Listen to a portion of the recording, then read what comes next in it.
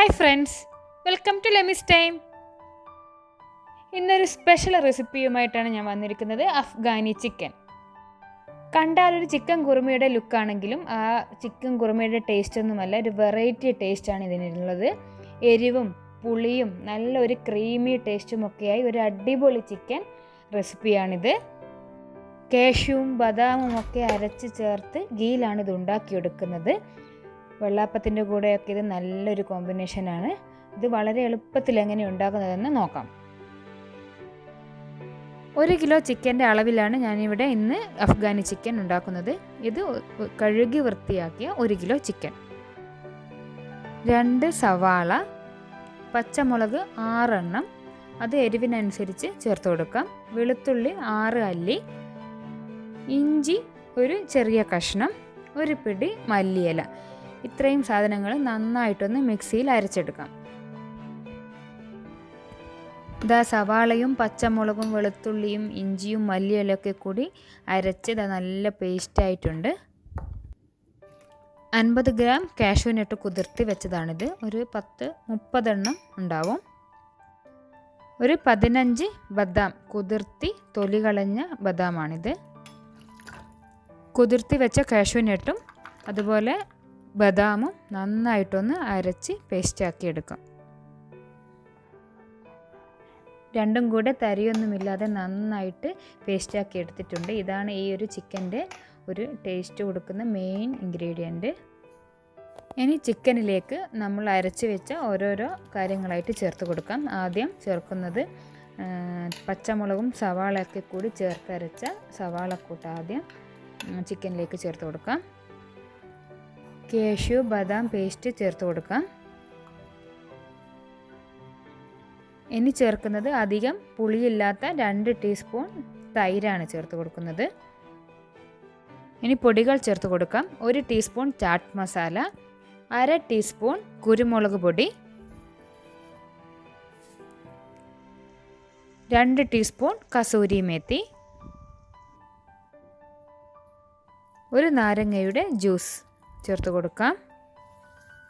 ആവശ്യത്തിന് ഉപ്പ് കൂടെ ചേർത്ത് നന്നായിട്ടൊന്ന് മിക്സ് ചെയ്യാം. ഈ പൊടികളും തൈരും ഒക്കെ ഈ ഒരു ചിക്കനിൽ നന്നായിട്ട് പിടിക്കുന്ന രീതിയിൽ നന്നായിട്ടൊന്ന് മിക്സ് ചെയ്യാം.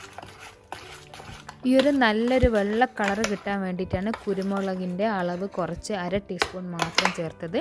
പച്ചമുളക് എരിവിനനുസരിച്ച് കൂടുതൽ ചേർത്ത് കൊടുത്തിട്ട് കുരുമുളക് കുറച്ച് മാത്രം ചേർത്താൽ ഇതുപോലെ നല്ലൊരു വെള്ള കളറിൽ ഈ ഒരു കളറിൽ തന്നെ കിട്ടും.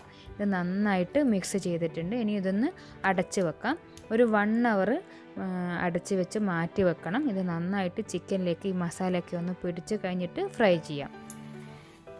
ഫ്രൈ ചെയ്യുന്നത് നമ്മൾ ഗീയിലാണ്. അപ്പം ഒരു 3 ടേബിൾ സ്പൂൺ ഗീ ഒഴിച്ച് കൊടുക്കാം. അതിലേക്ക് ചിക്കൻ ഓരോന്നായിട്ട് ഫ്രൈ ചെയ്യാം. ഞാനിവിടെ ഈ ഗീയിലേക്ക് ചിക്കൻ ഓരോന്നായി ഇട്ട് വെച്ചിട്ടുണ്ട്. ഇനി ഇത് നന്നായിട്ടൊന്ന് ഒരു ഭാഗം ഫ്രൈ ചെയ്ത് കഴിഞ്ഞിട്ട് തിരിച്ചിട്ട് കൊടുക്കാം. ഒരു ഭാഗം നന്നായി കുക്കായി വന്നിട്ടുണ്ട്. ആ ഒരു ടൈമിന് തിരിച്ചിട്ട് അടുത്ത ഭാഗം കൂടി നമുക്കൊന്ന് ഫ്രൈ ആക്കി എടുക്കാം.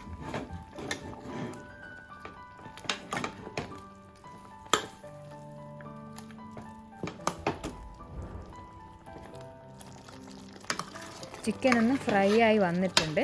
ഒരു ഹാഫ് കുക്കായിട്ടുണ്ടാകും. ഈ ഒരു സമയത്ത് നമ്മുടെ ബാക്കിയുള്ള ചിക്കൻ മാത്രമാണ് എടുത്ത് ഫ്രൈ ചെയ്യാനിട്ടത്. അതിൻ്റെ കൂടെ അരച്ച് വെച്ച മസാല, ചിക്കൻ കുതിർത്തി വെച്ച മസാലയുണ്ട്, അതുകൂടെ അതിലേക്ക് ചേർത്ത് കൊടുത്തിട്ട് നന്നായിട്ടൊന്ന് ഇളക്കി കൊടുക്കാം.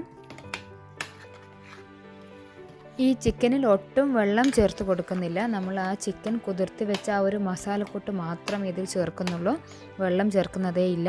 അപ്പോൾ ഇത് നന്നായിട്ടൊന്ന് മിക്സ് ചെയ്ത് അടച്ച് വെച്ചൊന്ന് ചിക്കൻ കുക്ക് ചെയ്തെടുക്കാം.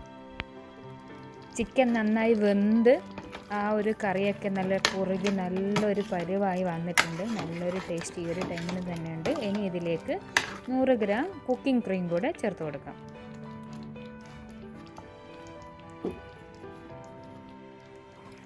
ക്രീം കൂടെ ചേർത്ത് നന്നായിട്ടൊന്ന് ഇളക്കി ആ ക്രീം അതിലേക്ക് നന്നായിട്ടൊന്ന് മിക്സ് ചെയ്യാം.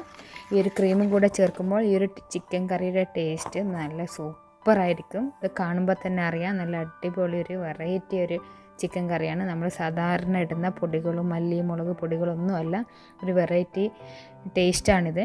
ആ വെറൈറ്റി രീതിയിലാണ് ഉണ്ടാക്കുകയും ചെയ്യുന്നത്. വെറൈറ്റി ടേസ്റ്റും ആയിരിക്കും. കറി റെഡി ആയിട്ടുണ്ട്. ഇനി ഇതിലേക്ക് നമുക്ക് കുറച്ച് മല്ലിയില കൂടെ ചേർത്ത് കൊടുക്കാം.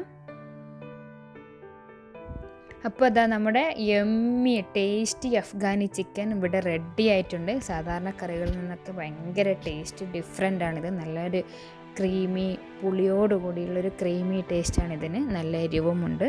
അപ്പോൾ ഇത് വെള്ളാപ്പത്തിൻ്റെ കൂടെയും അതുപോലെ ചപ്പാത്തിയുടെയൊക്കെ കൂടെ നല്ലൊരു കോമ്പിനേഷനാണ്. അപ്പോൾ എന്തായാലും തീർച്ചയായും ഇത് ട്രൈ ചെയ്ത് നോക്കണം. എന്തായാലും ഇഷ്ടമാകും.